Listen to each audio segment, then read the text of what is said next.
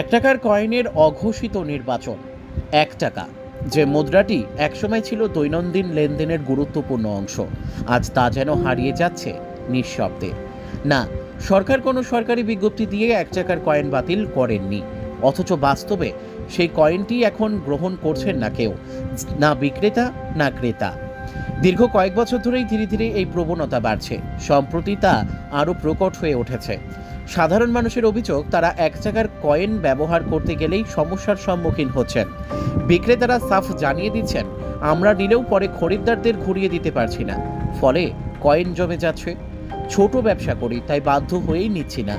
ক্রেতারাও অসন্তুষ্ট। তাদের প্রশ্ন, যদি দোকানদারি না নেয় তাহলে আমরা এই কয়েন দিয়ে কি করব? তাদের মতে এখন এই এক টাকার কয়েন হয়ে উঠেছে মূল্যহীন।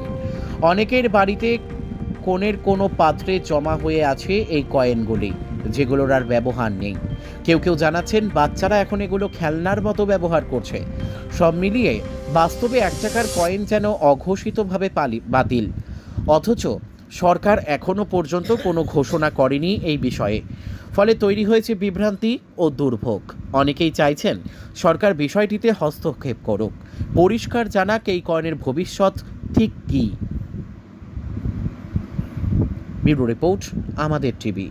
তার কারণ হচ্ছে, ধরুন আমি এই যে চায়ের দোকানে এলাম, চায়ের দোকানে চা খেলাম, চায়ের দোকানে চা খেয়ে আমার যে ব্যালেন্সটা ফেরত দিচ্ছে ছোট কয়েন, এক টাকার কয়েন।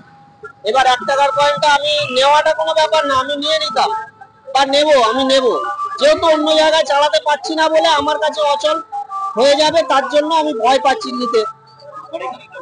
ঘরে অনেক জমে যাচ্ছে, এবার আমার কাছে অচল হয়ে যাচ্ছে, আমি ভয় পাচ্ছি যে স্বাভাবিক পয়সা সবার কাছে মূল্যবান, আমি যদি 10 টাকা জমিয়ে ফেলি আর অচল হয়ে যায় তখন আমার গায়ে লাগছে। যার জন্য আমি মনে করি মানুষকে সচেতন হতে হবে যে সবাই নেওয়া নিয়ে করলে, সরকার যেহেতু চালু করেছে, সরকার ওটাকে বার করেছে ছোট কয়েন। আগে তো 20 পয়সা 10 পয়সা গেলে নেবে না, আমাদের ঘরেতে জমে যাচ্ছে ছোট কয়েন। বাসে দিলে চলছে, কিন্তু দোকানদারের কোনো নিতে চাইছে না। হ্যাঁ, ঘরেতে জমে যাচ্ছে একটা কয়েন।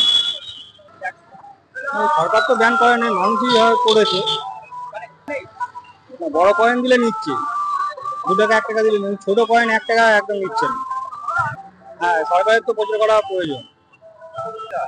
সমস্ত ভালোই পড়তে হয়। ছোট কয়েন ধরুন 11 টাকা হয়েছে, 11 টাকা হলে আমাকে সেই বড় কয়েন দিতে হচ্ছে, ছোট কয়েন দিলে নেবেন না। হ্যাঁ, দোকানদারও রেগে যায়। আসলে কারণ দেখুন, দোকানে নিয়ে যায়, নিয়ে গিয়ে টাকাগুলো দিই, ওরা বলে নেব না। তারপর আমি বলি যে এরকম সরকার থেকে এখনো ব্যান্ড হয়নি, পয়সাগুলো কেন নেবেন না? মানে না ম্যাডাম, দোকানে নেয় না, অন্য জায়গায় আমরা দিতে যাই কিংবা ব্যাংকে জমা করতে যাই, ওখানে নেয় না, তাই আমরা নেব না। তাই এ তো আপনি কম দেখছেন, বাড়িতে প্রচুর পড়ে আছে এখানে ওখানে, বাচ্চারা নিয়ে খেলা করে আর করে। আর কি বলবেন বলুন?